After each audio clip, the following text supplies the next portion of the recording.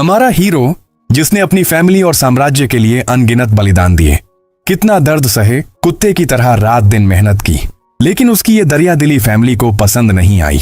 उन्होंने एक झूठी साजिश रची, इल्जाम लगाया कि उसने डीमन क्लैन के साथ हाथ मिला लिया।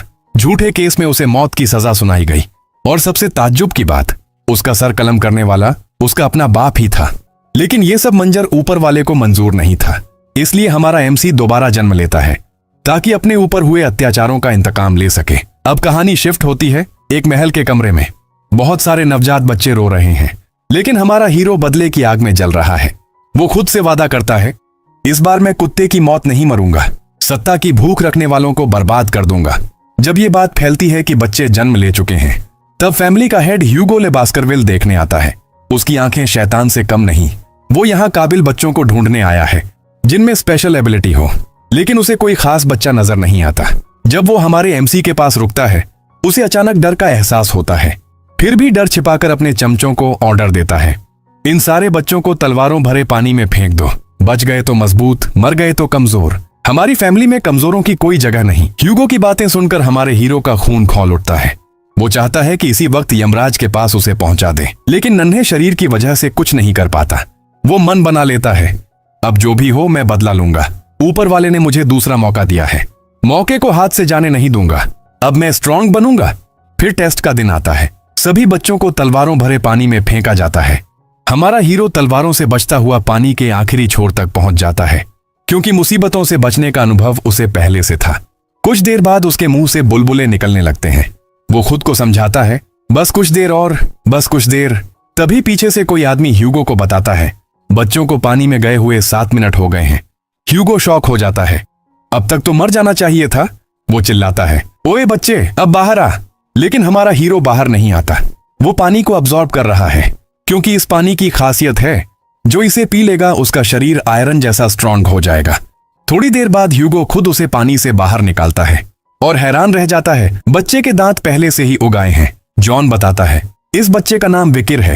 ह्यूगो को लगने लगता है कि इस बच्चे में कुछ तो खास है। इधर विकिर भी मन में ठान लेता है, इस बार मैं इस फैमिली का नाम इतिहास से गायब कर दूंगा। पिछली जिंदगी में 8 साल की उम्र में जीनियस कहा जाता था। 35 साल तक मॉन्स्टरों का संहार किया। 39 साल में लंबी जंग खत्म हुई, इंसानों की जीत, दुनिया बच गई। और 40 साल में वफादारी का इनाम मिला, धोखा, झूठे इल्जाम और मौत। प्रेजेंट में एक रात विकिर सोया हुआ था। एक औरत आती है, हाथ में बॉक्स लिए। बॉक्स उसके बिस्तर पर रखकर चली जाती है। थोड़ी देर बाद बॉक्स से 2 किंग कोबरा बाहर निकलते हैं। दिखने में इतने खतरनाक कि एक काट ले तो बचने का कोई चांस नहीं। लेकिन विकिर नहीं घबराता, अटैक पोज में खड़ा हो जाता है। जैसे ही किंग कोबरा अटैक करते हैं, विकिर दोनों का गला पकड़ लेता है। डेविल स्माइल के साथ दोनों की गर्दन मरोड़ देता है। सुबह सब हैरान, विकिर दोनों को मारकर खर्राटे लेकर सो रहा है। फिर हमें 8 साल के बाद का सीन दिखाया जाता है। क्लास चल रही है, मास्टर बता रहा है, जब माना ब्लड में इन्फ्यूज होता है तो सोर्ड एक्सपर्ट कहते हैं। माना ब्लड में ऑरा फॉर्म बन जाए तो सोर्ड ग्रेजुएटर, दोनों में महारत हासिल कर ले तो सोर्ड मास्टर। ह्यूगो सर अभी उस लेवल पर है। सारे बच्चे हैरान। विकिर साधारण बच्चे की तरह रिएक्ट करता है। मास्टर उसे शांत देखकर कहता है, यंग मास्टर विकिर, आप कहां खो गए? मास्टर आगे कुछ नहीं बोलता, क्योंकि उसे पता है इन सब में सबसे स्ट्रांग और टैलेंटेड विकिर ही है। विकिर ख्यालों में खोया है। मुझे कितने साल लगेंगे ह्यूगो को जान से मारने में? क्लास खत्म होती है। 3 जुड़वा बच्चे उसे तंग करने लगते हैं। अबे ओए गधे, सुना है तू 7 मिनट तक रिवर में रहा और बच्चे में ही 2 कोबरा मार दिए। विकिर चुपचाप खड़ा रहता है। उन्हें लगता है अफवाह ही होगी, इसमें कुछ खास नहीं। तभी एक चाकू निकालता है। सुना है उस रिवर में डुबकी से शरीर स्टील जैसा स्ट्रांग हो जाता है। देखते हैं चाकू स्टैब करूं तो क्या होता है। दूसरा पीछे से विकिर का मुंह पकड़ लेता है। विकिर रेंज में आ जाता है, आंखें लाल, उनकी पैंट गीली होने लगती है। जिसने मुंह पकड़ा था उसकी उंगली विकिर दांतों से काट देता है। वो दर्द से चीख उठता है। विकिर उन्हें शैतान की तरह देखता है। तीसरा आगे आकर चाकू से स्टैब करता है, लेकिन कोई असर नहीं। विकिर उसका हाथ डेविल रेंज में घुमाकर तोड़ देता है। वो चीखता है, हाँ भाई, ये अफवाह नहीं थी, तू सच में स्ट्रांग है। विकिर एक पंच उसके जबड़े पर मारता है। दूसरा अटैक करने आता है। विकिर फ्लाइंग किक से उसका जबड़ा उड़ा देता है। दोनों खून की उल्टी कर रहे हैं। विकिर चाकू फेंकता है और कहता है, दोबारा आए तो चींटी की तरह मसल दूंगा। जॉन ह्यूगो को रिपोर्ट करता है, विकिर ने रिटन एग्जाम में टॉप किया। 3 जुड़वा भाइयों से लड़ाई, कोई मरा नहीं, लेकिन गंभीर चोटें। एक का दांत तोड़ा, दूसरे का हाथ, तीसरा डर से कांप रहा। विकिर को ह्यूगो के सामने बुलाया जाता है। ह्यूगो उसे देखकर मुस्कुराते हुए कहता है, मैं जब तुम्हें आखिरी बार देखा था तब से तुम काफी बड़े हो गए हो और सुना है कि तुमने अपने से सीनियर 3 जुड़वा बच्चों को बुरी तरह पीटा है। विकिर बिल्कुल नॉर्मल बच्चे की तरह जवाब देता है, आप किसके बारे में बात कर रहे हैं? वो तो अभी अपनी गलतियों का अफसोस कर रहे होंगे। उस दिन उनका लड़ने का टेक्निक तो बहुत अच्छा था, लेकिन पता नहीं क्यों मेरे सामने टिक ही नहीं पाए। यह सुनकर ह्यूगो गंभीर हो जाता है, जो तुमने किया वो गलत था, तुम्हें उन्हें इस तरह नहीं मारना चाहिए था। विकिर की आंखें तुरंत लाल हो जाती हैं। वह डरावनी गहरी आवाज में बोलता है, लेकिन मैं स्ट्रांग हूं और एक स्ट्रांग आदमी कभी गलत नहीं हो सकता। ह्यूगो आगे पूछता है, तुम अभी भी अपने किए कामों पर फख्र कर रहे हो? तुम्हें जरा भी शर्मिंदगी महसूस नहीं हो रही? विकिर सीधा जवाब देता है, नहीं, क्योंकि उन्होंने मुझे पहले ही माफ कर दिया। थोड़ी देर बाद ह्यूगो जोर से हंस पड़ता है, हाँ, मैं तो बस तुम्हारा टेस्ट ले रहा था। तुमने जो किया बिल्कुल सही किया, क्योंकि हमारी फैमिली का मोटो है, ताकतवर आदमी हमेशा ऊपर रहता है और कमजोर आदमी पैरों तले कुचला जाता है। फिर वो जॉन से कहता है, विकिर को मेरी तरफ से आज स्पेशल ट्रीट दो खाने में, आज उसने बहुत अच्छा काम किया है। ओल्ड मैन विकिर को ले जाने लगता है। तभी पीछे से ह्यूगो दोबारा आवाज लगाता है, स्ट्रांग बनने में अपनी जान जोखिम में डाल दो। हमारी फैमिली में कमजोर नाम की कोई चीज ही नहीं है। रसोई में पहुंचकर उनसे पूछा जाता है, तुम क्या खाना चाहोगे? विकिर बिना सोचे कहता है, चॉकलेट। यह सुनकर उसे मॉर क्लैन का सबसे फेमस चॉकलेट दिया जाता है, ब्लडी बीन्स से बना हुआ। विकिर कुछ चॉकलेट खाता है, बाकी को अपने साथ ले जाता है। फिर सीन बदलता है, एक विशाल पहाड़ दिखता है। यहीं पर विकिर का प्रैक्टिकल एग्जाम होने वाला है। इस पहाड़ पर लाखों मॉन्स्टर भरे पड़े हैं। वे शिकार की तलाश में इधर उधर घूम रहे हैं, भूखे, खूंखार और तैयार। तभी कुछ लोगों के साथ एक इंस्ट्रक्टर आता है। उसका टाइटल है शैडो डॉग और नाम पावलोव। पावलोव एटीट्यूड के साथ कहता है, इस बार तुम्हारी प्रैक्टिकल एग्जाम कुछ खास नहीं होगी, और उन बच्चों को इस एग्जाम से जुड़े कुछ रूल्स बताता है। नियम सरल हैं, यहाँ 1 महीने तक जीवित रहना है, बड़े और मजबूत राक्षसों का शिकार करना है। इन 2 शर्तों का पालन करते हुए जीवित रहें। अंक ऐसे मिलते हैं, सिर्फ जीवित रहने पर 10 अंक, बिना घायल हुए जीवित रहने पर 30 अंक, अन्य युवा बच्चों को हराकर जीवित रहने पर 50 अंक, एक राक्षस को हराकर जीवित रहने पर 70 अंक, सभी शर्तें पूरी करने पर 90 अंक। इसके अलावा सभी को दिए गए बैच को किसी और से चुराने पर अतिरिक्त अंक, अगर मर गए तो 0 अंक, कोई 100 अंक नहीं है। पावलोव याद दिलाता है कि परिवार के प्रमुख सर ह्यूगो का सबक याद रखो। एक तलवारबाज उस पल मर जाता है जब वह घमंड करता है। निर्धारित क्षेत्र से बाहर मत निकलना, क्योंकि यह प्रतिबंधित क्षेत्र है जहां कई अज्ञात खतरे हैं। परीक्षा के दौरान शैडो डॉग, जो संरक्षक योद्धा हैं, छिपकर अंक देते रहेंगे। बच्चे मन में सोचते हैं, विकिर के बारे में अफवाहें हैं कि उसने नदी के अंदर 7 मिनट तक रहा था और छोटे में ही 2 जहरीले सांपों को मार डाला था। परीक्षा शुरू होते ही सभी युवा बच्चे लाभदायक जगहों पर कब्जा करने भागते हैं। कोई पिछले साल वाली जगह की तरफ जाता है, कोई योजना बनाता है कि दूसरे का बैज छीन लेंगे, लेकिन विकिर अकेला चल पड़ता है। वह एक नरम जमीन वाली जगह चुनता है और गड्ढा खोदता है। छिपकर गाइड सोचता है कि क्या यह प्रतिभाशाली है या अफवाह झूठी, क्या वह सिर्फ छिपने आया है? लेकिन विकिर आराम करता है और पुराने दिनों की याद करता है। वह भोजन के लिए शिकार करता है और उपकरण इकट्ठा करता है। कुछ दिनों बाद विकिर रिस्ट्रिक्टेड एरिया में घुसता है। वह अपने पुराने अन्वेषण के दिनों को याद करता है, जब वह यहाँ घूमता था। वह जलती हुई गंध, जली हुई पेड़ की जड़ें और जलता हुआ मल ढूंढता है। यह केवल एक राक्षस का मल होता है, नर्क का शिकारी कुत्ता। विकिर सोचता है कि पुराने दिनों में यह कितना परेशान करने वाला था, लेकिन अब खुशी हो रही है। तभी उसकी नजर एक हेलहाउंड पर पड़ती है, जिसकी पूरी शरीर से आग की लपटें निकल रही थीं। वह किसी भी चीज को अपने मुंह से आग निकालकर जला सकता था। हेलहाउंड अपना कदम धीरे धीरे विकिर की ओर बढ़ाता है। यह देखकर विकिर को एहसास होता है कि पिछले जन्म में 18 साल होने के बावजूद इस हेलहाउंड को हराने में पसीना छूट गया था और अभी वह 8 साल का है। लेकिन अच्छी बात यह है कि विकिर को हेलहाउंड की सारी वीकनेसेस पता है, जैसे कि वह सीधा ही दौड़ सकता है और दौड़ते वक्त डायरेक्शन चेंज नहीं कर सकता। दूसरी वीकनेस है पानी। चाहे एक बूंद भी पानी क्यों ना हो, वह उसे क्रॉस नहीं कर सकता, जिससे उसकी रफ्तार धीमी हो जाती है। और तीसरी सबसे फनी वीकनेस है चॉकलेट। चॉकलेट हेलहाउंड के लिए जहर है और यही सब एडवांटेजेस जंग में आजमाता है। जैसे ही हेलहाउंड अटैक के लिए आता है, फर्स्ट में विकिर नीचे झुककर डॉज कर लेता है और फिर एक पानी से भरी बोतल बाहर निकालकर पानी जमीन पर गिराने लगता है ताकि हेलहाउंड सीधा अटैक ना कर सके। तभी हम देखते हैं जब दोबारा हेलहाउंड पानी से बचते हुए अटैक के लिए आगे बढ़ जाता है और अपने मुंह में फायर अटैक तैयार करने लगता है। तभी विकीर इसका फायदा उठाकर एक चॉकलेट उसके मुंह में फेंक देता है, जिससे हेलहाउंड का शरीर काम करना बंद कर देता है और चॉकलेट की साइड इफेक्ट से उसकी वहीं डेथ हो जाती है। यह देखकर विकीर उसके सामने जाता है और अपने सोर्ड से उसके शरीर पर एक स्टैब करता है, जिससे उसकी सारी ऊर्जा बाहर निकलने लगती है। विकीर अपना हाथ घुमाकर सारी ऊर्जा को अब्सॉर्ब कर लेता है और सोचता है, जब सबको पता चलेगा कि 8 साल का बच्चा बी रैंक मॉन्स्टर को हराकर अपने साथ उसका सिर काट कर लाया है तो मुझे इनाम दिया जाएगा। तब मैं उस गिफ्ट को मांगूंगा जो आज तक नहीं मांगा। तभी हम देखते हैं वहां दहाड़ते हुए हेलहाउंड का पूरा ग्रुप आ जाता है, लेकिन थोड़ी देर बाद वे पीछे हटने लगते हैं क्योंकि सामने से ए रैंक का मॉन्स्टर आ रहा था, जिसके 3 सिर थे। वह दिखने में बहुत ही ज्यादा जख्मी लग रहा था। उसके शरीर में छोटे छोटे तीर घुसे हुए थे। विकीर को लगता है कि यह सब हालत इसके यहाँ के ट्राइबल लोगों ने किए होंगे और यह अच्छा मौका है इसको हराने के लिए। वह अपना तलवार बाहर कर लेता है और वह पिछले जन्म के अनुभव से अपने तलवार को घुमाता है, जिससे तलवार की शार्पनेस और ज्यादा तेज हो जाती है। थोड़ी देर बाद अटैक के लिए वह दौड़ पड़ता है और जैसे ही उसका अटैक मॉन्स्टर के एक सिर पर लैंड होता है, वैसे ही मॉन्स्टर अपना दूसरा सिर से अटैक करता है, लेकिन विकीर अचानक डॉज करके पीछे हट जाता है। उसे एहसास होने लगता है कि इतना घायल होने के बावजूद भी अटैक के लिए फास्ट मूवमेंट कर पा रहा है। यह सब सोच ही रहा था, तभी मॉन्स्टर अचानक अपनी भारी भरकम पंजे से अटैक कर देता है। उसका अटैक इतना जोरदार था कि विकीर की तलवार 2 टुकड़ों में बट गई और सीधा उसका अटैक विकीर के हाथ पर लैंड हुआ, जिससे विकीर दूर जाकर गिरता है। उसकी हालत पूरी तरह खराब हो चुकी थी। विकीर को अब एहसास हुआ कि अगर उसका दूसरा अटैक मुझ पर हिट हुआ तो मेरा मरना तय है, इसलिए वह यहां से भागने का प्लान बनाता है। मॉन्स्टर जैसे ही दोबारा अटैक करता है, विकीर उसका अटैक डोज करता है और वहां से ऑपोजिट डायरेक्शन में भागता है। पैरों तले सूखी पत्तियां चरमराई। मॉन्स्टर गरजता हुआ पीछे लगा। तीनों सिर एक साथ दहाड़े। धरती कांप गई। विकीर का दिल जोर जोर से धड़क रहा था।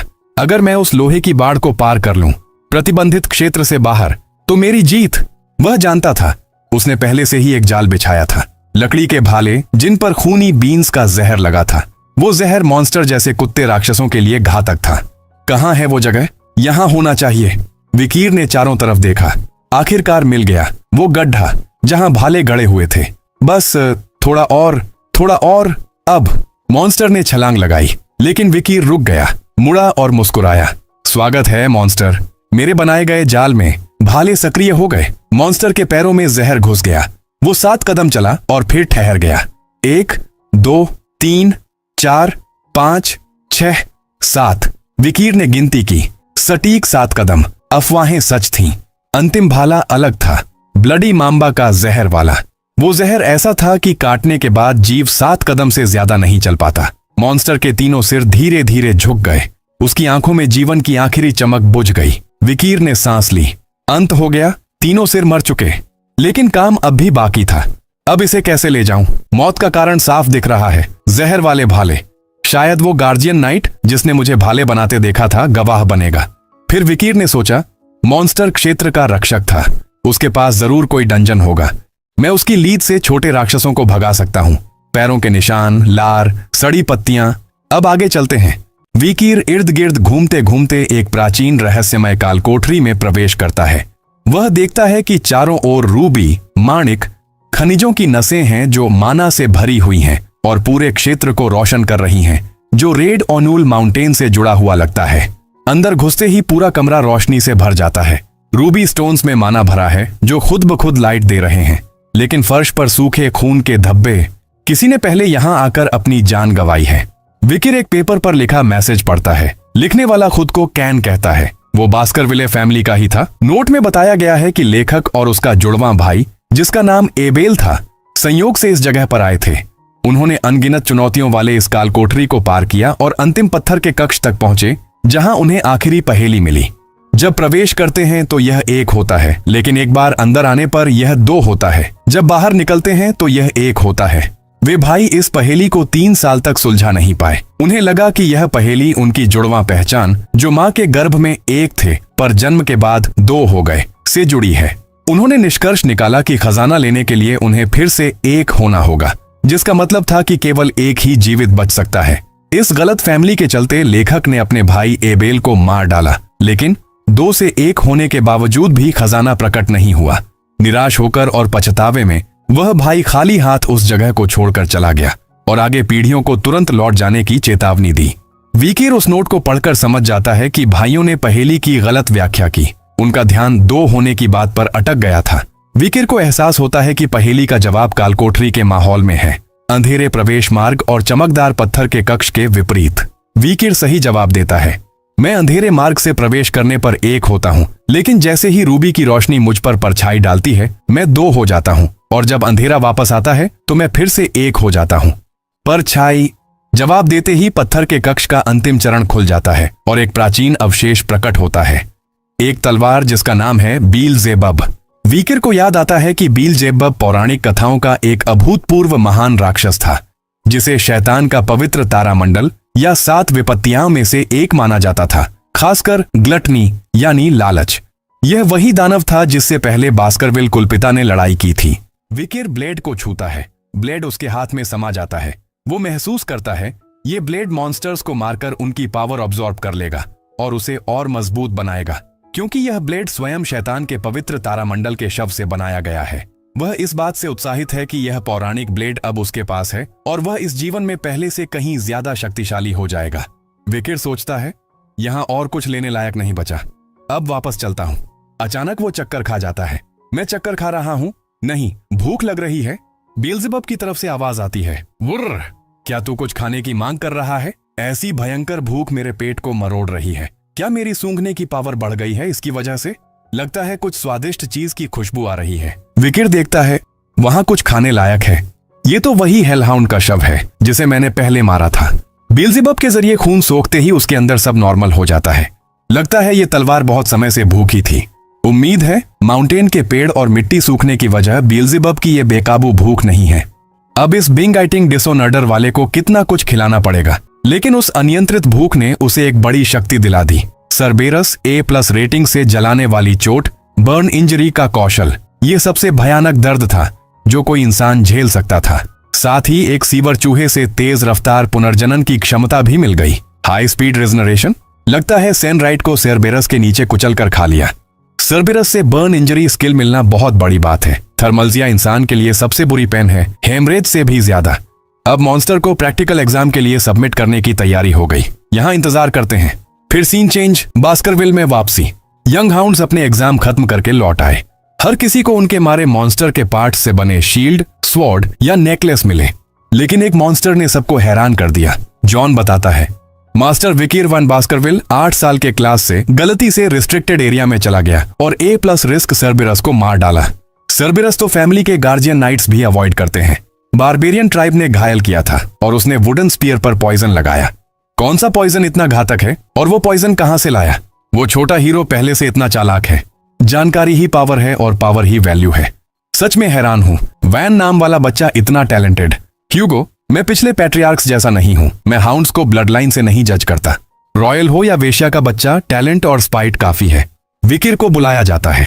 ह्यूगो, सुना है तूने सर्बेरस मारा, कैसे किया? विकीर, मैंने वुडन स्पीयर पर चॉकलेट लगाया था। चॉकलेट?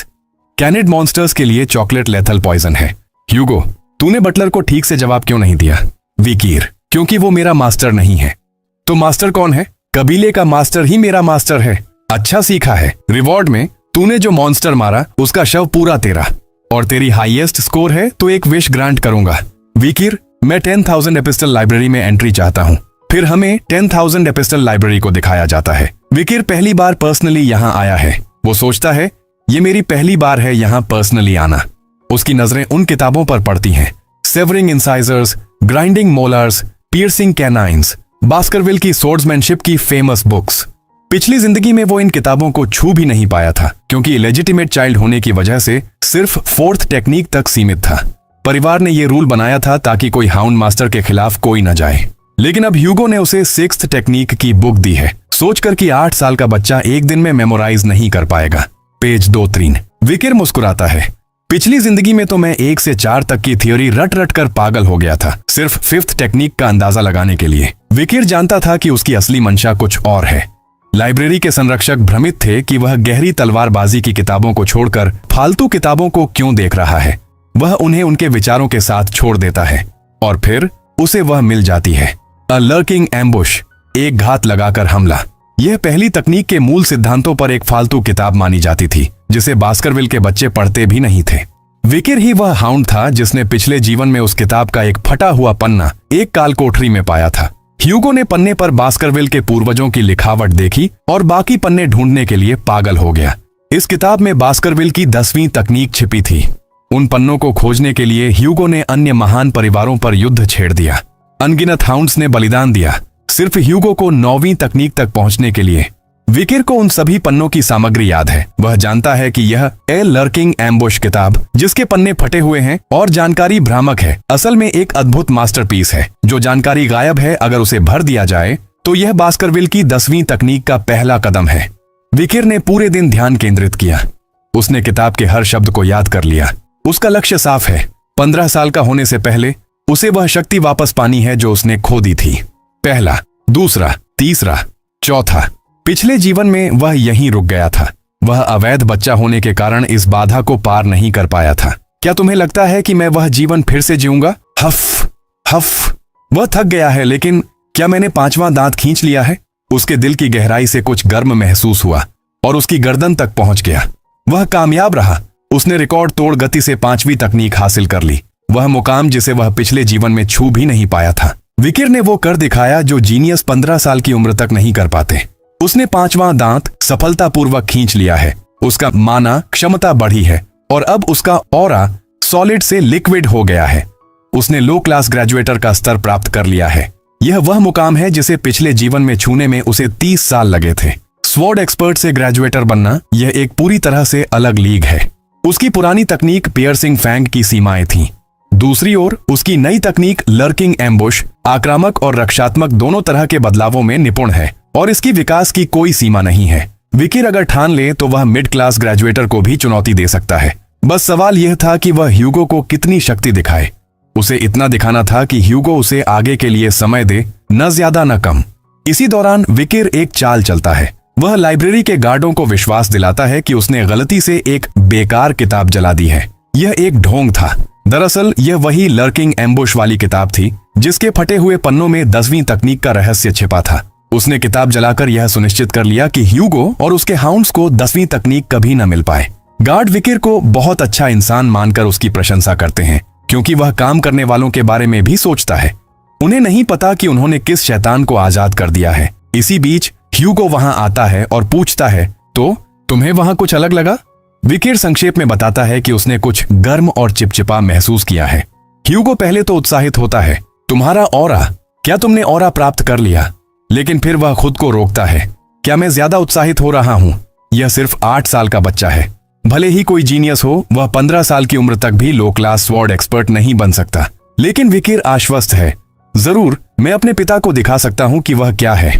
विकिर की क्षमताओं को परखने के लिए ह्यूगो एक खतरनाक तरीका चुनता है। वह एक भूखा और खूंखार ऑर्क को मैदान में उतारने की योजना बनाता है जिसका जोखिम रेटिंग C है। नाइट डर जाते हैं। एक ऑर्क को संभालने के लिए कम से कम 15 साल की उम्र चाहिए, लेकिन ह्यूगो अपने बेटे को मजबूर करता है और फिर हमला होता है। ऑर्क को अपने जीवन में पहली बार खून आता है। ऑर्क की हाई स्पीड रीजनरेशन, तेज गति से घाव भरने की क्षमता पूरी तरह से निष्क्रिय हो गई है। क्यों? क्योंकि C class monster B class hellhound के कारण होने वाले रक्तस्राव हेमोरेज को नहीं रोक सकता। यह विकिर की छुपी हुई क्षमता थी। विकिर अपनी पूरी क्षमता नहीं दिखाता। वह जानता है कि ह्यूगो क्या देखना चाहता है। मैं तुम्हें वही दिखाऊंगा जो तुम देखना चाहते हो। विकिर ऑनरा ब्लेड का प्रदर्शन करता है। यह देखकर ह्यूगो और उसके नाइट्स चौंक जाते हैं। क्या यह ऑनरा ब्लेड है? हाँ, यह एक लो क्लास स्वॉर्ड एक्सपर्ट के ऑनरा का प्रमाण था। बटलर तुरंत ह्यूगो को बधाई देता है। सर, हमें लगता है कि हमने एक जीनियस के जन्म को देखा है। लेकिन ह्यूगो का ध्यान कहीं और है। वह बटलर को रोकता है। ऑर्क के साथ कुछ गड़बड़ है। ऑर्क्स अपनी रीजनरेशन के लिए जाने जाते हैं, लेकिन इसका खून रुक नहीं रहा है। ह्यूगो अपनी खुशी जाहिर नहीं करता और मानता है कि विकिर सिर्फ इसलिए जीता क्योंकि ऑर्क कमजोर था।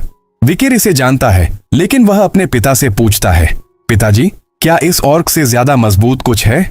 विकिर की आंखें अब अतीत के बदले के लिए चमक रही थीं। ऑर्क को हराने के बाद विकिर के पिता ह्यूगो ने उसकी शक्ति को अनदेखा कर दिया। लेकिन विकिर को अब ह्यूगो से अलग होना है ताकि वह अपनी पूरी शक्ति विकसित कर सके। विकिर की योजना साफ थी। उसे अपनी प्रगति को इस हद तक दिखाना था कि उसे स्वीकार किया जाए और ह्यूगो से अलग कर दिया जाए। उदाहरण के लिए उसे किसी एकेडमी या किसी दूरस्थ क्षेत्र में भेज दिया जाए। विकिर के सवाल को सही ठहराते हुए ह्यूगो ने कहा, विकिर सही कह रहा है, उसे इस उम्र में और अधिक वास्तविक जीवन का अनुभव मिलना चाहिए।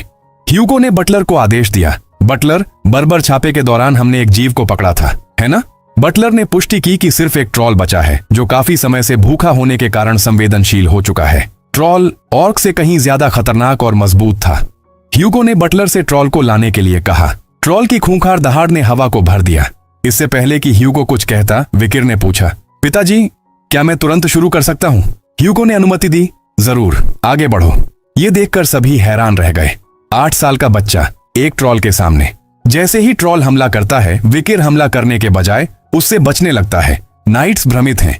यह क्या शर्म की बात है, यह उसका मौका था, उसने हमला क्यों नहीं किया? लेकिन ह्यूगो का आकलन बिल्कुल सही था। अच्छी सोच। ट्रॉल में उत्कृष्ट पुनर्योजी शक्ति, रिजेनरेटिव पावर होती है, इसलिए केवल घातक हमले ही मायने रखते हैं। एक ट्रॉल का शिकार करने के लिए योजना की आवश्यकता होती है। विकिर बड़ी मुश्किल से हमलों को चकमा दे रहा है। क्या वह इसे थकाने की कोशिश कर रहा है? विकिर अपने मन में सोचता है, यह बहुत धीमा है, कोई उत्साह नहीं है। वह जानता है कि वह अपनी पूरी छुपी हुई शक्ति से ट्रॉल को आसानी से मार सकता है, लेकिन वह यह नहीं कर सकता। उसे इसे विश्वसनीय बनाना होगा, जैसे शक्ति को इसके ही विरुद्ध इस्तेमाल करके। विकिर ने हमला कर दिया और ट्रॉल घायल हो गया। बटलर चीखता है, उसने ट्रॉल का वध कर दिया, लेकिन घाव घातक नहीं होगा तो यह तुरंत ठीक हो जाएगा। ह्यूगो मानता है कि बास्करविल की पहली तकनीक से ट्रॉल को मारना असंभव है। बटलर विकिर की प्रशंसा करता है। एक 8 साल के बच्चे के रूप में उसने इतना कुछ हासिल कर लिया, यह प्रभावशाली है। ह्यूगो को चिंता होने लगती है। बस बहुत हो गया, यह खतरनाक हो सकता है, इसलिए रुको इससे पहले। विकिर बीच में ही टोक देता है, मैं लगभग कर चुका हूं, अगर मैं अगले हमले से इसे नहीं मार पाया तो मैं हार मान लूंगा। विकिर जानता था कि उसे कितनी शक्ति दिखानी है। विकिर ने अपनी ऑरा को बदला। वह ह्यूगो को दिखाना चाहता था कि जैसे उसे लड़ाई के बीच में ही कोई दिव्य ज्ञान प्राप्त हो गया हो, जिससे उसका स्तर बढ़ गया हो। उसने अपनी शक्ति का प्रदर्शन किया और अंतिम घातक हमला किया। सन्नाटा छा गया। बास्करविल क्लैन के इतिहास में एक व्यक्ति का जीवन सूत्र पर आधारित था। लगभग 15 साल की उम्र में कोई तलवार में मैना डालना सीखता था और तब पहली तकनीक हासिल करता था। लेकिन इस पल बास्करविल क्लैन के इतिहास में पहली बार एक 8 साल के बच्चे ने दूसरी तकनीक हासिल कर ली, जो आमतौर पर 18 साल की उम्र में हासिल की जाती थी। ह्यूगो अवाक था। हमने अभी क्या देखा? 1 हफ्ते बाद। इस घटना के बाद हर कोई विकिर से दूरी बनाने लगा है। विकिर खुश है क्योंकि वह जानता है कि इस परिवार में शक्ति ही सब कुछ है। उसने अब तक बास्करविल दूसरी तकनीक और मिड रैंक स्वॉर्ड एक्सपर्ट का स्तर दिखाया है। हालांकि सच्चाई यह है कि वह पहले ही लो रैंक ग्रेजुएटर है और 5वीं तकनीक का उपयोग कर सकता है। ट्रॉल से मिली स्किल सुपर स्पीड रीजनरेशन के साथ वह औसत ग्रेजुएटर से ज्यादा मजबूत है। तभी बटलर बैरीमोर प्रवेश करता है और विकिर को तुरंत पैट्रियार्क मुखिया के कमरे में आने के लिए कहता है। यह आदेश सुनकर विकिर को बुरा महसूस होता है। क्या ह्यूगो अब उसे इनाम देगा या यह उसकी प्रगति को रोकने की कोई चाल है? फिर हमें दिखाया जाता है मोर्ग क्लैन के प्रतिनिधि एडोल्फ मोर्ग बास्करविले परिवार के मुखिया से मिलने पहुंचते हैं। वे कहते हैं, काफी समय हो गया, तुम बिल्कुल नहीं बदले। बास्करविले और मोर्ग ये 2 ऐसे खानदान हैं जिनके बारे में कहा जाता था कि जादू और तलवार एक दूसरे के दुश्मन हैं। पुराने सम्राट के आदेश पर ये दोनों परिवार हर साल जॉइंट ट्रेनिंग करते थे ताकि इनके बच्चे साथ में सीख सकें। लेकिन रिश्तों में दरार तब आई जब दोनों की सरहद पर एक रूबी की खदान मिली।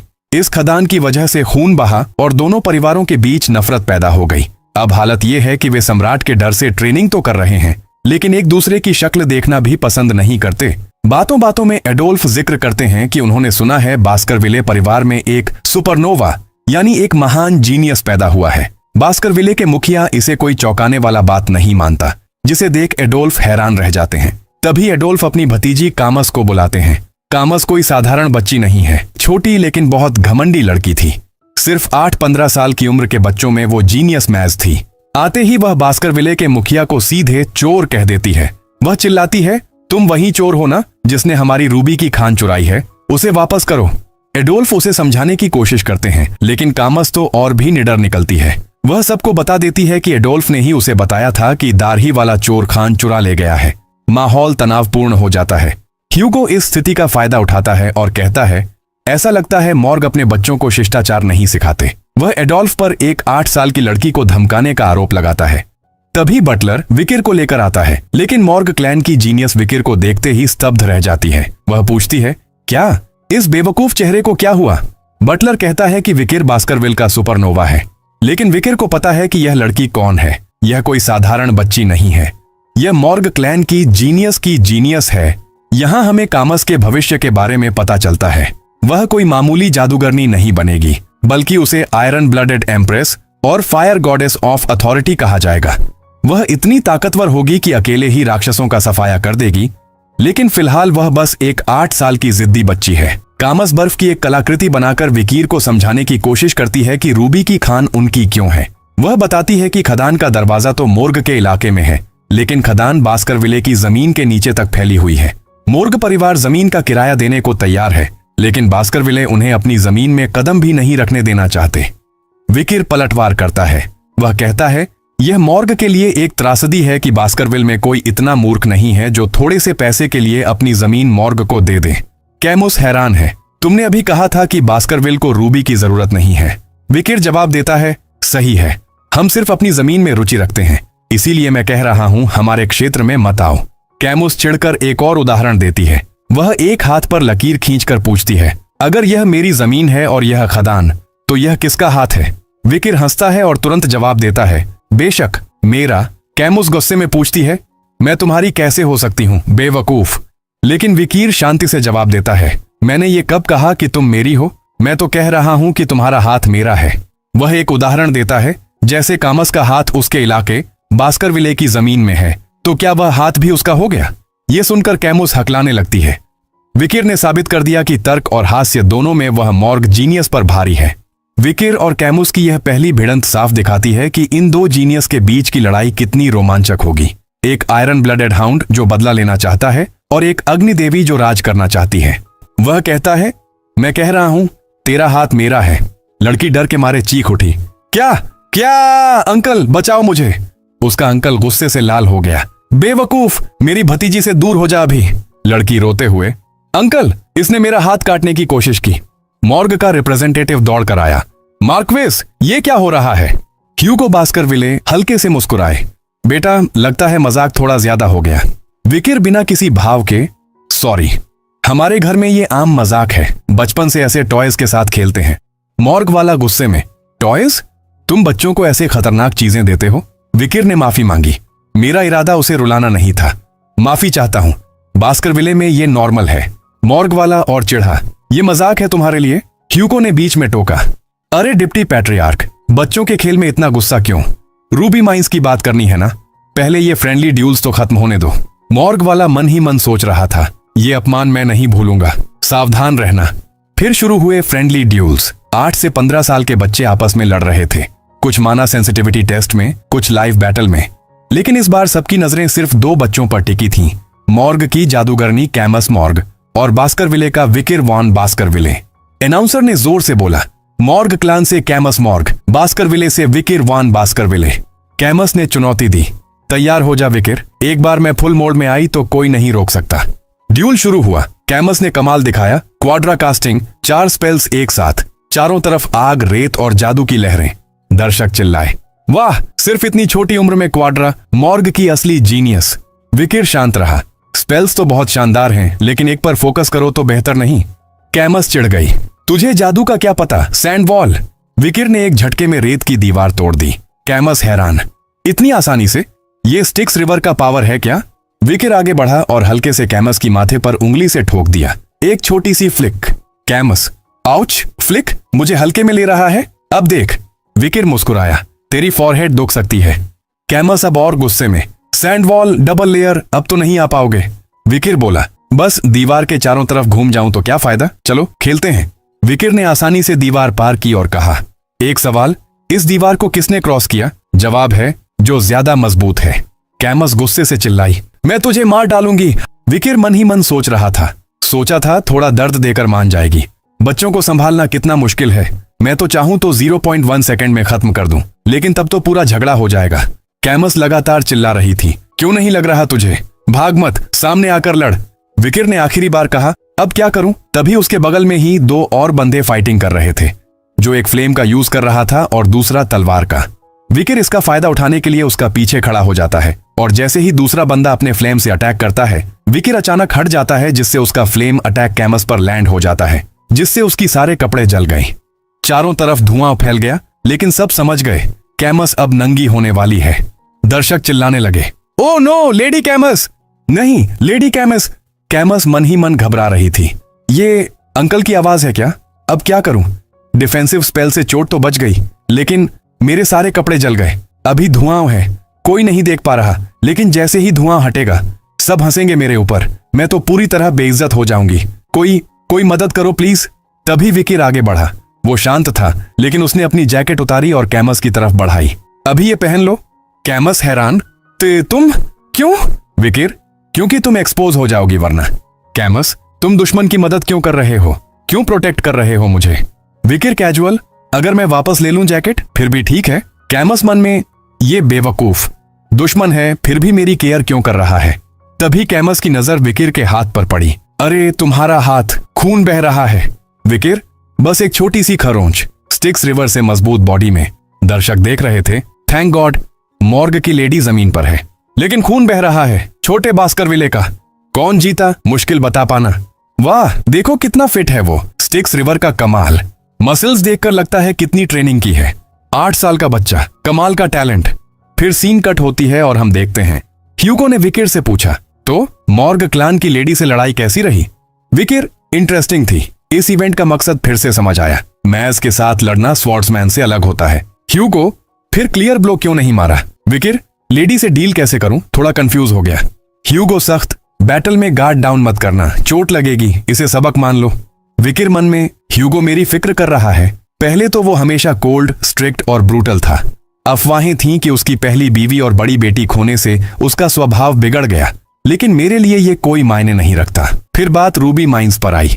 विकिर ने सुझाव दिया, मुझे लगता है हमें कंट्रोल छोड़ देना चाहिए। ह्यूगो, रूबी माइंस छोड़ दें? वजह? विकिर, बास्करविले का मुख्य काम टेरिटरी बढ़ाना है। रूबी माइंस वाली रेड ओनेल माउंटेन ले रूज ए ले नॉयर माउंटेन के नीचे है। वहां मॉन्स्टर्स और बारबेरियंस प्रॉब्लम बनेंगे। अगर मॉर्ग क्लान को अच्छे से यूज कर लें तो एक्सपेंशन में लॉस कम होगा। ह्यूगो, सही है। विकिर आगे, मॉर्ग को माइंस मिलने पर वो ढेर सारे लोग भेजेंगे। हम बस मॉन्स्टर्स और बारबेरियंस को उनके इलाके में धकेल देंगे। सारे प्रॉब्लम एक साथ सॉल्व। रूबीज दुश्मनों के खून से नहाएंगे, फिर मॉर्ग सोचेगा भी नहीं हमारे टेरिटरी में घुसने का। ह्यूगो मुस्कुराया, तुम्हारा आइडिया मेरे 90% मैच करता है, क्योंकि ये तुम्हारा ही आइडिया था पहले। विकिर, फिर भी मॉर्ग की मूवमेंट्स पर नजर रखनी चाहिए। ह्यूगो, नो नीड, मैंने हाउंड्स की नंबर बढ़ा दी है स्काउटिंग के लिए। तभी मॉर्ग का डिप्टी पैट्रियार्क आया। जाने से पहले बात कर लें। फिर वो बोला, रूबी माइंस के इश्यू को पीसफुली सॉल्व करने के बारे में सोचा है। यूजेस फीस एक ऑप्शन है। ह्यूगो, तो क्या है? मेरे टेरिटरी ओपन करने का पेमेंट? मॉर्ग वाला, क्या एंगेजमेंट कैसा रहेगा? सब हैरान। एंगेजमेंट? हाँ, मॉर्ग और बास्करविले बच्चों के बीच। किस बच्चे का? बास्करविले का सबसे बड़ा बेटा और मॉर्ग की सबसे बड़ी बेटी, मेरी भतीजी कैमस। वो कमाल की बच्ची है, लुक्स, नॉलेज, सब कुछ। बास्करविले के स्मॉल सन के लिए परफेक्ट। ह्यूगो, मेरा बड़ा बेटा इस साल 25 का है। एज गैप पता है ना? मॉर्ग वाला 8 और 25, सिर्फ 17 साल का फर्क, कोई बड़ी बात नहीं। तभी कैमस चिल्लाई, मैं किसी से भी शादी नहीं करूंगी जो मेरी माँ से कमजोर हो। कैमस, अगर माँ से स्ट्रांग चाहिए तो जिंदगी भर अकेली रहना पड़ेगा। कैमस, ये मेरी कंडीशन है और बड़ा एज गैप नहीं चाहिए, मेरे उम्र का या छोटा चाहिए। ह्यूगो बास्करविले ने विकिर से पूछा, बेटा एंगेजमेंट में सबसे जरूरी है जो लोग इसमें शामिल हैं, उनकी राय, तुम क्या सोचते हो? विकिर ने बिना किसी हिचकिचाहट के शांत स्वर में कहा, जैसा मुझे कहा जाएगा वैसा ही मैं करूंगा। कैमस मॉर्ग मन ही मन चौंक गई। क्या? ये हरामी जैसा कहा जाएगा वैसा करेगा? फिर थोड़ा सोचकर, मतलब वो विरोध नहीं कर रहा? क्या वो बाहर से जितना ठंडा दिखता है उतना शर्मीला भी है? एडोल्फ मॉर्ग विकिर की तरफ देखकर बोले, बच्चे ये कहना ठीक नहीं लग रहा, लेकिन हमारे कैमस का पति कोई भी नहीं बन सकता। एंगेजमेंट सिर्फ क्लान्स के बीच सजेशन है। क्यों जवाब नहीं दे रहे? सुन रहे हो मेरी बात? विकिर ने सीधे सीधे कहा, जब से आपने कहा कि ये कहना ठीक नहीं लग रहा तब से मैं आपकी बात नहीं सुन रहा।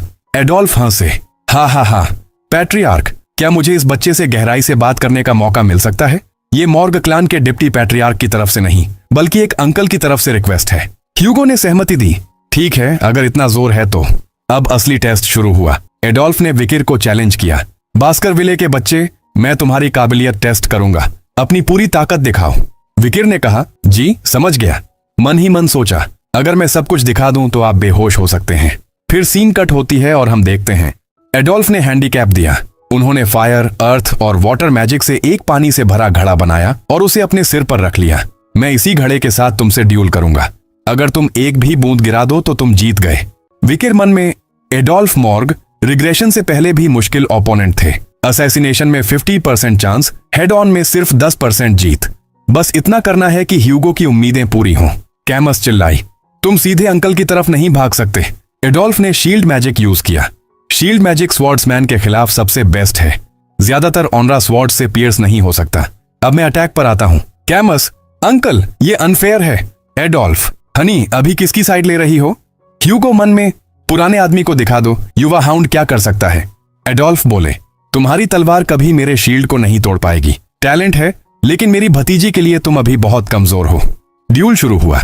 विकिर ने अटैक किया, एडोल्फ ने ब्लॉक किया। बार बार विकिर की तलवार शील्ड से टकराई, लेकिन घड़े पर एक बूंद भी नहीं गिरी। एडोल्फ कॉन्फिडेंट थे, उनका कंट्रोल परफेक्ट था। लेकिन विकिर ने अपना प्लान बनाया। वो बार बार एक ही मूवमेंट रिपीट करता रहा। एडोल्फ ब्लॉक करते रहे। तभी एक झटके में विकिर की तलवार का एक टुकड़ा टूटा और सीधे घड़े में जा घुसा। घड़ा फट गया, सारा पानी बह निकला। विकिर शांत स्वर में बोला, लगता है घड़ा पूरा भर गया। मैं घड़े की बात कर रहा हूं, बिल्कुल। कैमस शॉक्ड। हालांकि वो संयोग से हुआ, लेकिन अंकल को हरा दिया, मतलब शादी।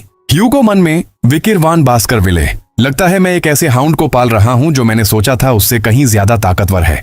ये था वो मोमेंट। एक 8 साल के बच्चे ने चिक सर्कल मास्टर को अनकन्वेंशनल तरीके से हरा दिया। एंगेजमेंट अब सिर्फ बात नहीं रही, ये एक नई शुरुआत थी। कैमस के मन में कुछ अलग ही भावनाएं उभर रही थीं और विकिर की रणनीति चल रही थी। 7 साल बीत चुके थे। बास्करविले क्लान के ट्रेनिंग ग्राउंड्स पर अब नए बच्चे नहीं, बल्कि ट्रेंड योद्धा खड़े थे। स्टैफर्डशायर बास्करविले, जो इंस्ट्रक्टर थे, सबको सिखा रहे थे, जब तुमसे ज्यादा ताकतवर ओपोनेंट चार्ज करे तो कॉमन सेंस है, पीछे हटो। पहले वाइटल पॉइंट्स पर मत निशाना लगाओ, पहले हिंद लेग पर अटैक करो ताकि वो स्लो हो जाए। ये ज्यादा इफेक्टिव है। स्टैफर्डशायर ने ट्रिपलेट्स को देखा और मुस्कुराए। हो, जैसा उम्मीद थी, इनका डार्क क्रिम्सन ऑनरा बास्करविले के लिए परफेक्ट है। फिर सबको गुड जॉब एवरीवन। अब तुम लो रैंक स्वॉर्ड एक्सपर्ट हो, फर्स्ट बास्करविले टेक्निक के मास्टर। ये तुम्हारी 7 साल की ट्रेनिंग का अंत है। लेकिन वार्निंग भी दी, ले रूज ए ले नॉयर माउंटेन पर जंगली ऑंक्स बेयर आज के कैस्ड वाले से बहुत अलग हैं। पुराने और टेनेशियस वाले तो मैं भी नहीं संभाल सकता। मौत आसानी से हो सकती है।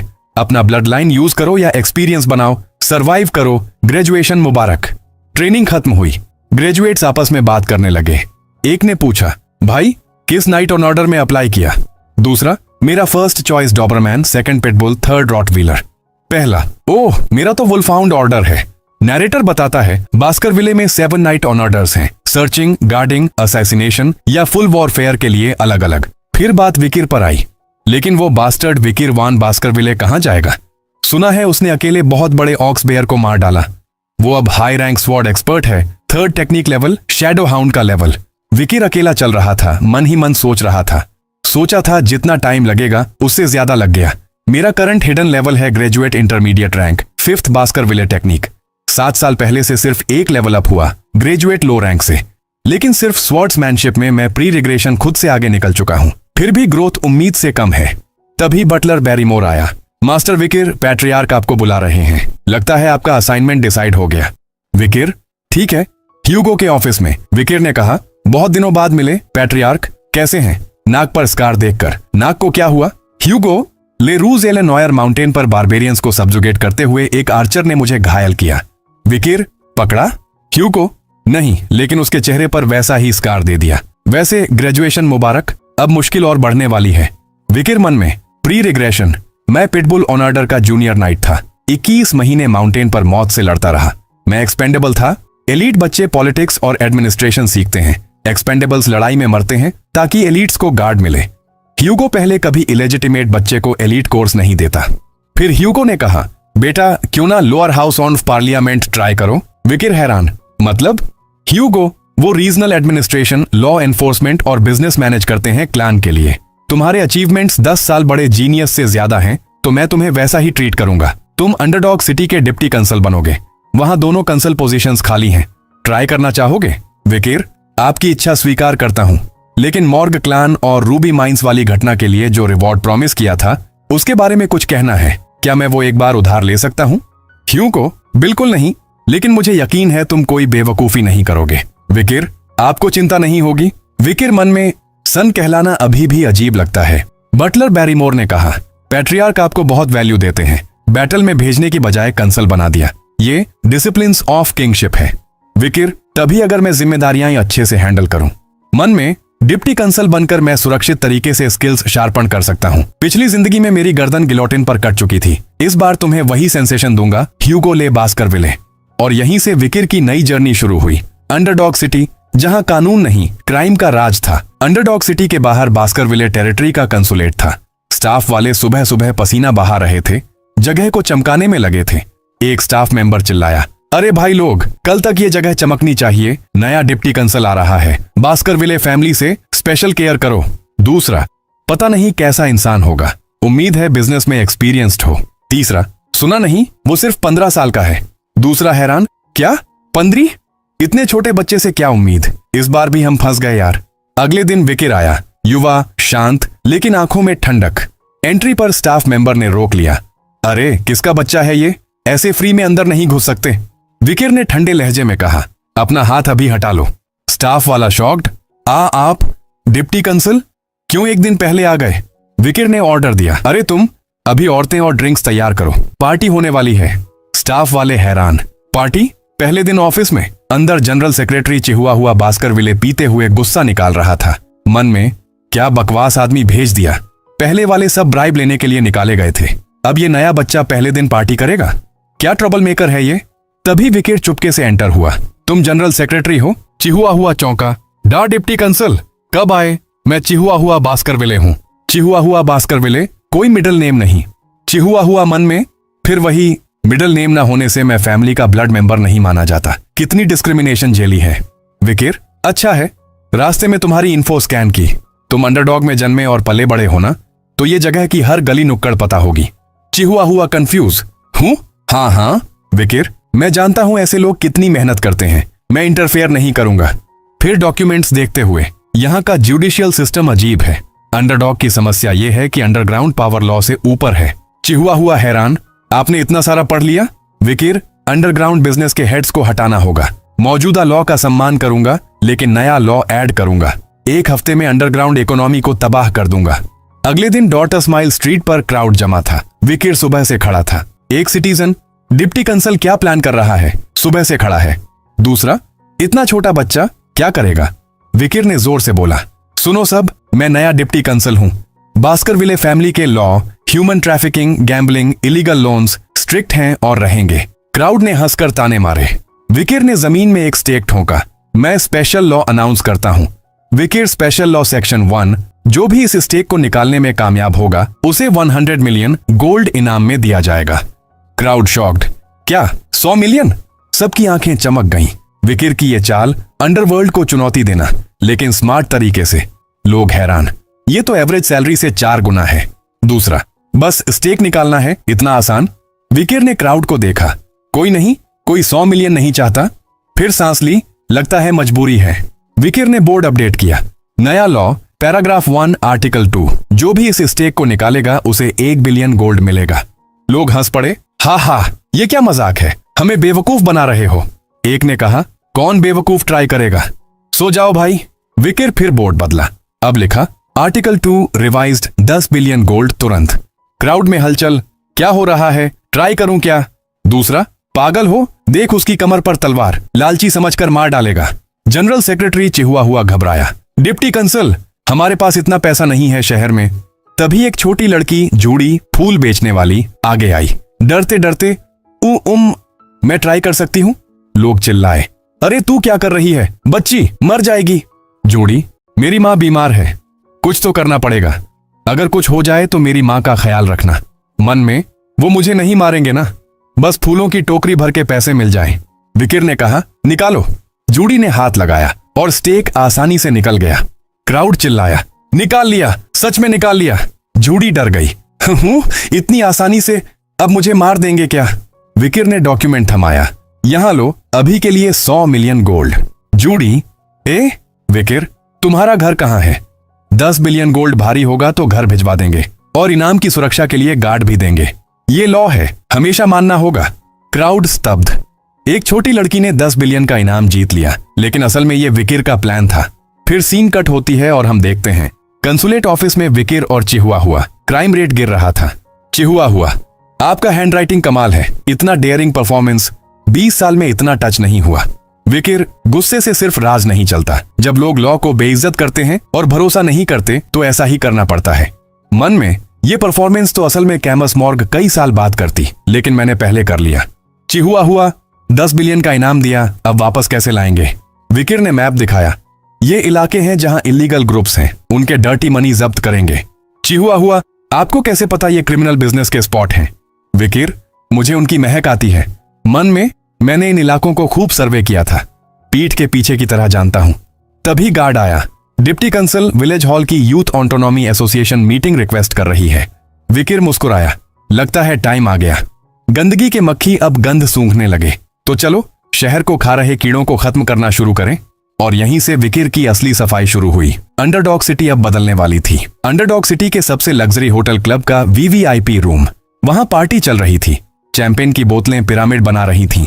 हर बोतल डॉन क्विक्सोट पेरिग्नॉन 66 एसिड की, कीमत 100 मिलियन गोल्ड। ये पार्टी म्यूनिसिपैलिटी के टीनेज सेल्फ गवर्निंग कमेटी के 7 कोर मेंबर्स कर रहे थे। बास्करविले टेरिटरी के 7 ओरिजिनल क्लान्स के बच्चे। एक मेंबर जोर से बोला, टावर बनाओ, सब कुछ लाओ, आज फिर रात भर पार्टी। दूसरा स्टाफ से, जो टेबल पर गिरा है वो तुम लोग पी लेना। स्टाफ ने झुककर, थैंक यू सर, हम पूरी जान लगा देंगे। मेंबर एक घमंड से, मेरा पैसा कितना भी खर्च करूं कम नहीं होगा। ये सब बास्करविले के बॉर्डर बढ़ाने की वजह से है। हम स्लेव ट्रेड बढ़ाते हैं, बारबेरियन स्लेव्स पकड़ते हैं। मेंबर 3, इंपीरियल फैमिली की नजर नहीं है यहाँ, कैपिटल से भी ज्यादा एक्स्ट्रावेगेंट प्लेग्राउंड है। मेंबर 1 हंसते हुए, सच कहूं तो बास्करविले हमारे हंटिंग डॉग्स हैं, तलवार के दीवाने मूर्ख। देखो ना, हमने मैसिमाद्रानो क्लान को कैसे फंसाया और बास्करविले ने उनके सबसे लॉयल क्लान को काट डाला हमारे लिए। मेंबर 2, वैसे नए वाइस कंसल के बारे में सुना? मेंबर 1, 15 साल का है, आते ही पार्टी कर दी। चलो इसे टेस्ट करते हैं और अपना डोमिनेंस दिखाते हैं। प्रीमियम वाइन और लड़कियां भेजकर पार्टी थ्रो करेंगे, फिर बिल उसके सिर पर। वो क्लान को रिपोर्ट भी नहीं कर पाएगा, डर से डांट पड़ेगी। तभी दरवाजा खुला। एक युवा लड़का अंदर घुसा, शांत लेकिन आंखों में मौत। एक बंदे ने विकीर का बाल पकड़ा और कहा, अब तू कौन है छोटे बच्चे? विकीर ने अचानक उसका हाथ तोड़ा और बोला, नाम है बिचिरवान बास्करविले। क्या? विकीर ने ठंडे लहजे में समझाया। ये म्यूनिसिपैलिटी के लीडर्स थे। रूरल एरिया में करप्शन रोकना और रीजन की लाइफ इंप्रूव करना उनका काम था।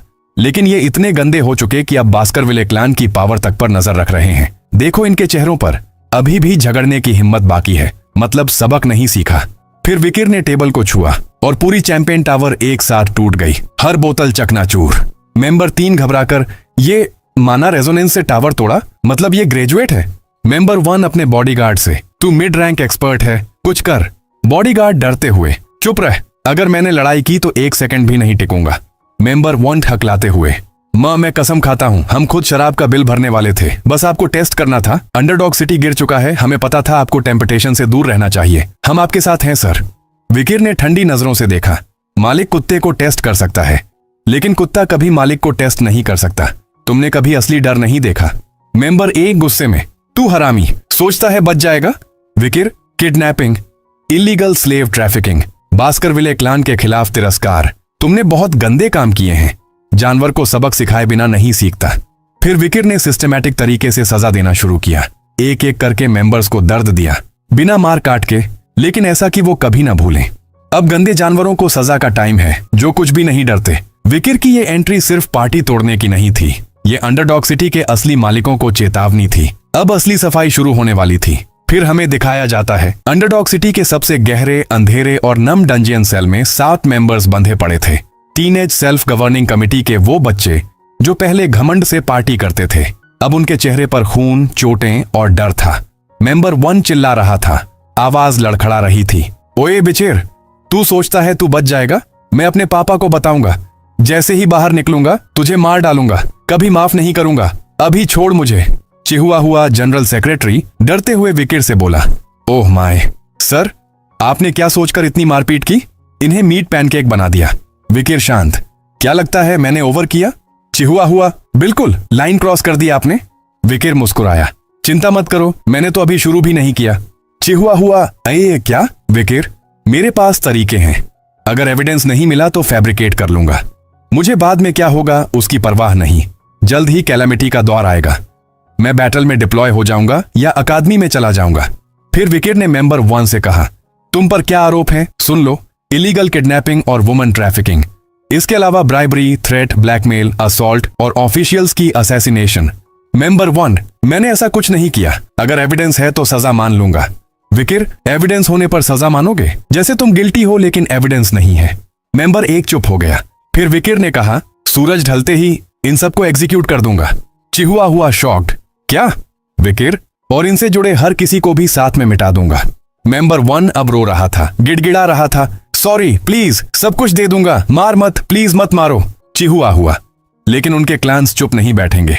ये कायर और चालाक हैं, लेकिन कभी कभी बोल्ड भी हो जाते हैं। आपके बिजनेस को कभी सपोर्ट नहीं करेंगे और बदला जरूर लेंगे। विकिर, चिंता मत करो, इन क्लान्स को शिकायत करने का हक नहीं बनेगा, क्योंकि ये सब अंडरडॉग के क्रिमिनल ऑर्गेनाइजेशन से जुड़े हैं। चिहुआ हुआ, लेकिन एविडेंस? विकिर मन में ये क्लान की बदनामी नहीं होने देना चाहता। मौत भी आए तो? तभी विकिर मुड़ा। तुम आ गए? एग्जीक्यूशनर आया। वाइस कंसल, आपने जो कमीशन किया था वो बन गया। Vikir, perfect timing, good job. Executioner हंसा। हे 30 साल से टॉर्चर कर रहा हूं, लेकिन ऐसे नए टूल्स कभी नहीं देखे। इतने चिलिंग डिवाइसेस आपने कैसे सोचे? विकिर, मैंने नहीं बनाए, जहां मैं था वहां ये कॉमन थे। एग्जीक्यूशनर, क्या आप नर्क में थे सर? विकिर, कुछ ऐसा ही। कुछ नए ट्रिक्स सिखाऊं? एग्जीक्यूशनर, नहीं सर, इतने देखकर मुझे भी उल्टी आ सकती है। विकिर मन में, इन टॉर्चर डिवाइसेस से डेमन प्रिजनर्स ने भी मिलिट्री सीक्रेट्स बताए थे एरा ऑफ रुइनेशन में। डेमन से डील करते करते टॉर्चर टेक्निक्स इवॉल्व हुई। विकिर कैदी के पास गया। अब शुरू करते हैं। मेंबर 1 डर से कांपता हुआ। नहीं।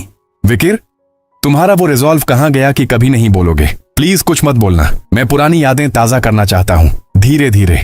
फिर हमें दिखाया जाता है शहर के अलग अलग इलाकों में लोग फुसफुसा रहे थे। एक है, ये वो लोग हैं जो गरीबों को कीड़े समझते थे। दूसरा, नए वाइस कंसल की पर्सनैलिटी देखकर लगता है आसानी से छूटेंगे नहीं। तीसरा, ये नेटिव क्लान्स के बच्चे हैं, थोड़ी ह्यूमिलिएशन के बाद छूट जाएंगे। नए वाइस कंसल को जानते हो, 10 बिलियन गोल्ड एक पोस्ट पर खर्च किया। तीसरा, फिर भी इन्हें मारने का बैकलैश बहुत बड़ा होगा, एग्जीक्यूशन तक नहीं जाएगा।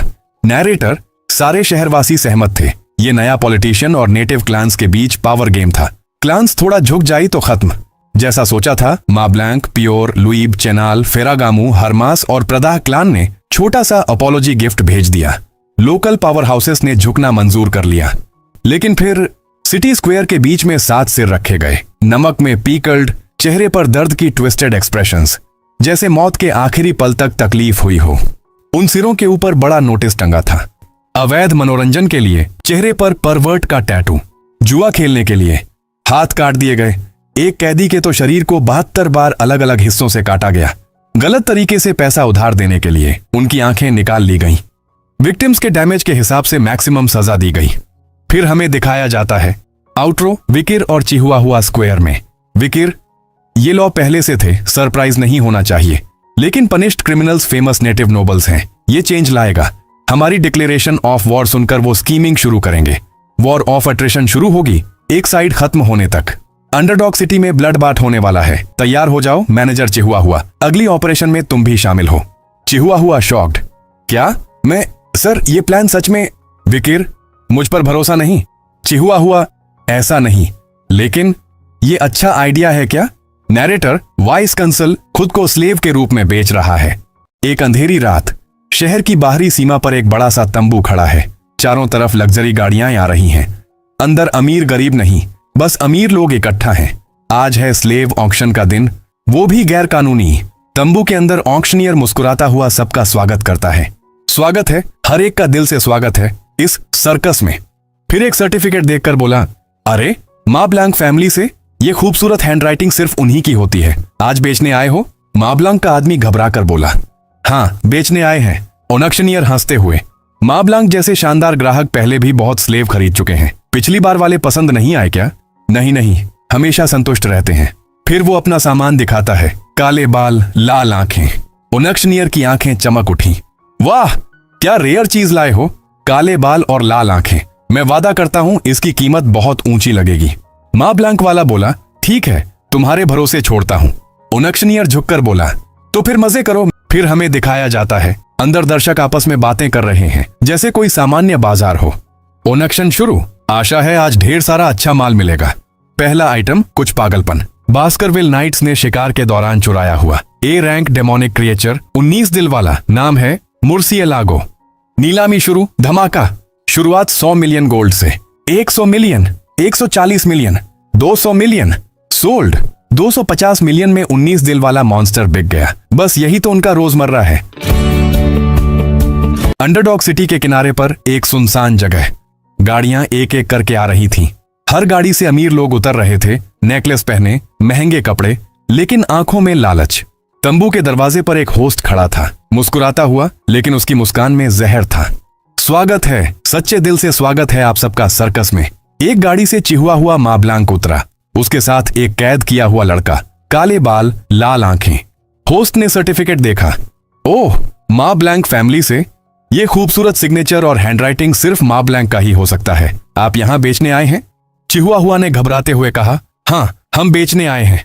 होस्ट ने मुस्कुराकर कहा, माँ ब्लैंक हमारे बेस्ट कस्टमर हैं। पिछली बार जो स्लेव्स खरीदे थे उनसे खुश थे ना?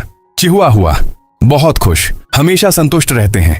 होस्ट ने लड़के को देखा, काले बाल, लाल आंखें, क्या रेयर स्पेसिमेन है। मैं वादा करता हूँ अच्छी कीमत पर बेचूंगा। चिहुआ हुआ ने सिर हिलाया, मैं आपके भरोसे छोड़ता हूँ। अंदर का माहौल गर्म था। अमीर लोग बैठे थे, एक दूसरे से बातें कर रहे थे। एक ने कहा, सुना है अब ट्रेंड है अजीब दिखने वाले स्लेव्स रखना। दूसरा हंसा, मुझे ट्रेंड से मतलब नहीं, स्लेव्स बस सुंदर या हैंडसम होने चाहिए। हा हा हा। पहला, मुझे तो स्लेव्स की ग्रिम हिस्ट्री पसंद है। सबसे अच्छे वो होते हैं जो नेमदार फैमिली से गिरे हों या किडनैप हुए हों। तभी ऑक्शनियर माइक पर चिल्लाया, शुरू करते हैं। पहला प्रोडक्ट, बास्करविले के नाइट्स ने शिकार किए हुए में से चुराया हुआ ए रैंक डेमोनिक क्रिएचर 19 दिल वाला मुर्सिएलागो। चमड़ा, मांस, हड्डियां, ऑर्गन्स, कुछ भी बेकार नहीं जाएगा। बिडिंग शुरू। 100 मिलियन गोल्ड। बिडिंग तेज हुई। 100 मिलियन, 140, 200, आखिर में 250 मिलियन में बिका। लोग तालियां बजा रहे थे, लेकिन विकीर का प्लान अभी शुरू भी नहीं हुआ था। ओनक्शनियर फिर चिल्लाया, एक और स्पेशल प्रोडक्ट, जंगल के गहराई से लाया गया रेयर आइटम बालाक बारबेरियन। बालाक बारबेरियन को पेश किया जाता है, लेकिन उसे खरीदने में कोई दिलचस्पी नहीं दिखाता। यहाँ तक कि कीमत 5 मिलियन से घटाकर 1 मिलियन कर दी जाती है, फिर भी कोई नहीं बोलता। मैनेजर उसे अगली बार के लिए चारा बनाने का कहकर हटा देता है।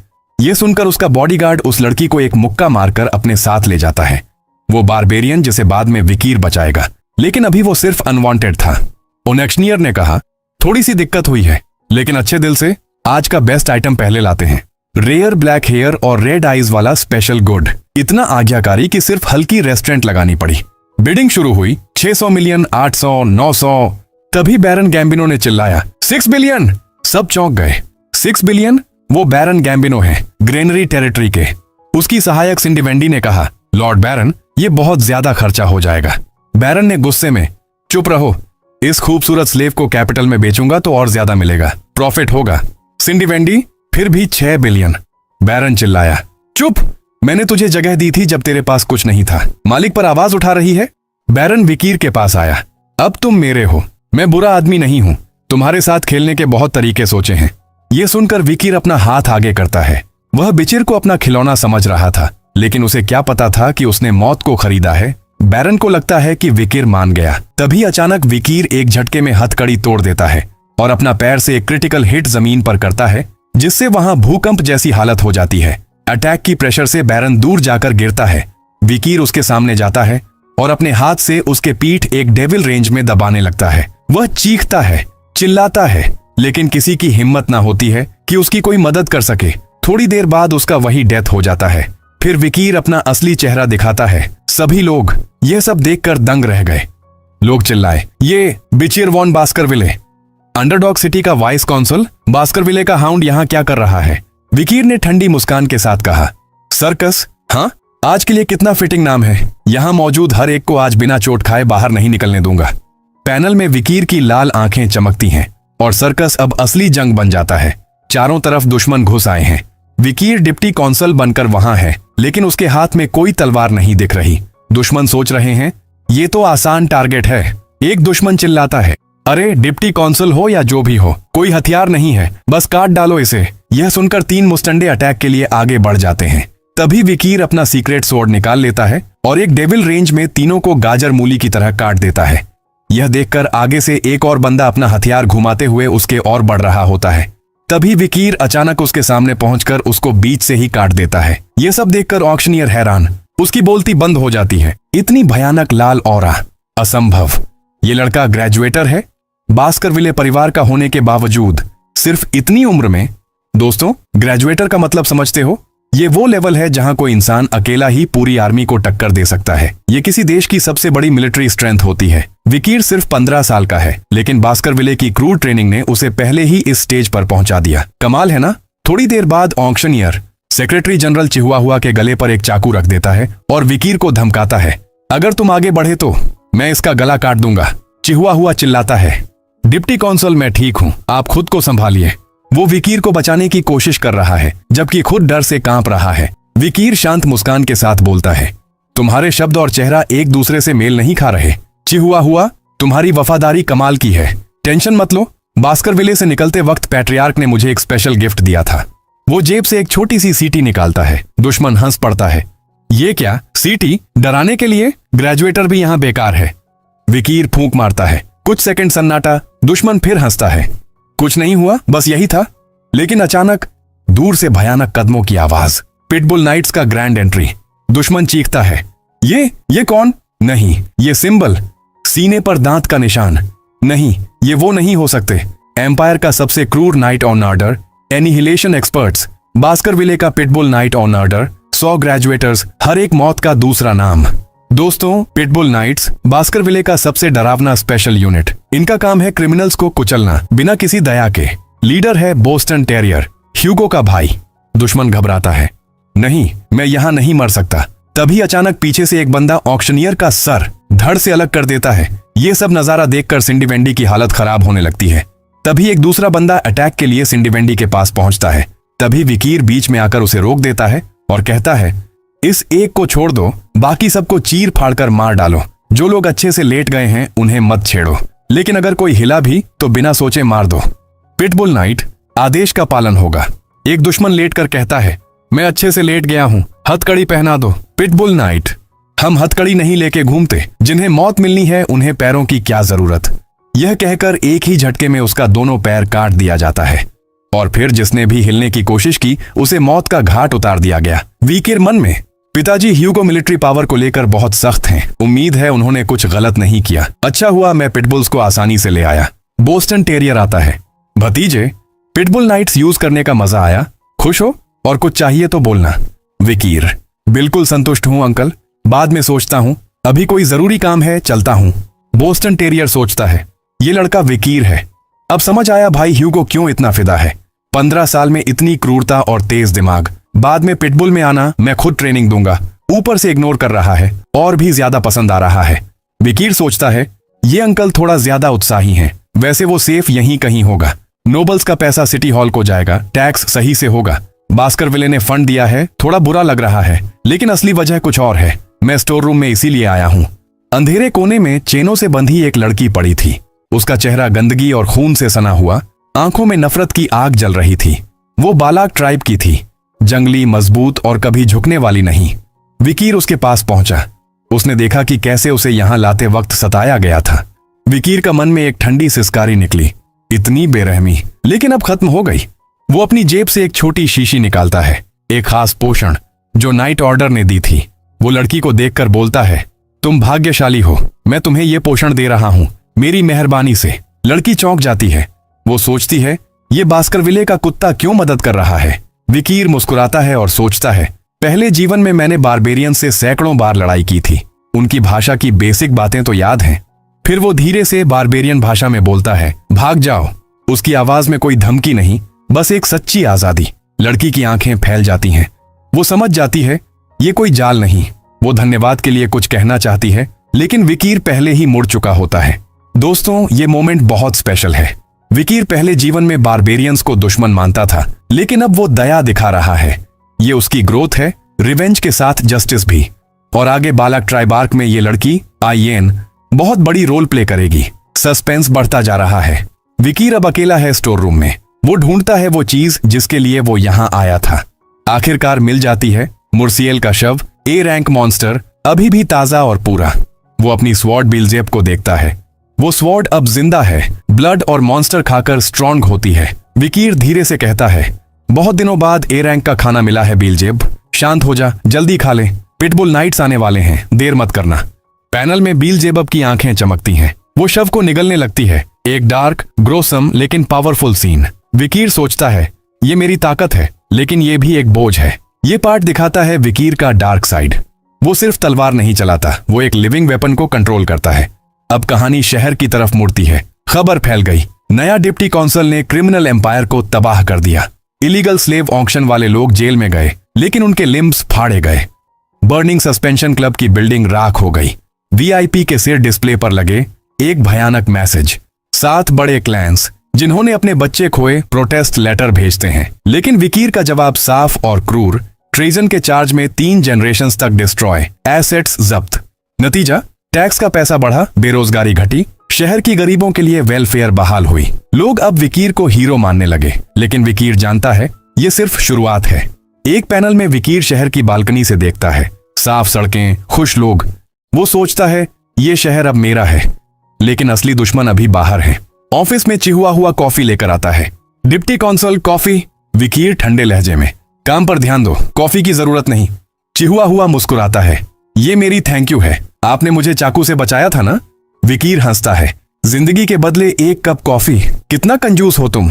चिहुआ हुआ सोचता है, ये इंसान कमाल का है, अगर वो यहाँ रहे तो शहर और आगे बढ़ेगा। चिहुआ हुआ की लॉयल्टी अब भी चमक रही है।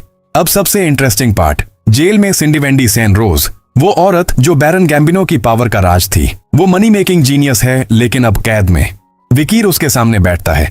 सॉरी, पहले नहीं आ सका, तुम्हारा नाम सिंडी वेंडी सैन रोज है ना। वो चुप रहती है, आंखें नीची।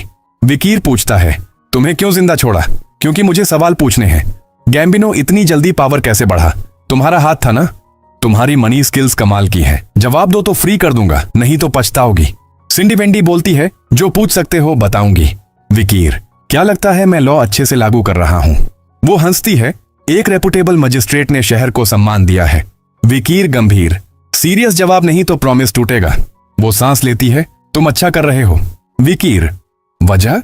सिंडी वेंडी विकीर को देखकर बोलती है, एक कंसल के लिए सबसे जरूरी चीज वर्च्यू यानी सद्गुण है। वो आगे कहती है, तुम सड़क के क्रिमिनल्स को सजा देकर कानून बनाकर अपनी इज्जत बढ़ा रहे हो, लेकिन जल्दी ही उन कानूनों से बहुत से आम लोग मरेंगे, दुखी होंगे। लंबे समय में लोग तुमसे नफरत करेंगे, गुस्सा करेंगे। और बास्करविले क्लैन, जब तुम अंडरडॉग सिटी में क्लैन लीडर से ज्यादा पावरफुल हो जाओगे तो वो तुम्हें वेलकम नहीं करेंगे। विकीर शांत रहता है। सिंडी वेंडी जारी रखती है, आखिर में लोग तुमसे नफरत करेंगे और बास्करविले तुम्हें खतरा मानकर टारगेट करेंगे, तो अब क्या करना चाहिए। वो अपना प्लान बताती है, सब अथॉरिटी क्लैन लीडर को वापस दे दो, यहाँ की ग्लोरी भी। अटेंशन कम करने के लिए या तो ले रूज एले नॉयर माउंटेन जाओ या एम्पायर के सेंट्रल अकादमी में। वहां तुम्हारी उम्र और स्टेटस के लोग आम हैं। पावर छुपा लो, आइडेंटिटी धो लो।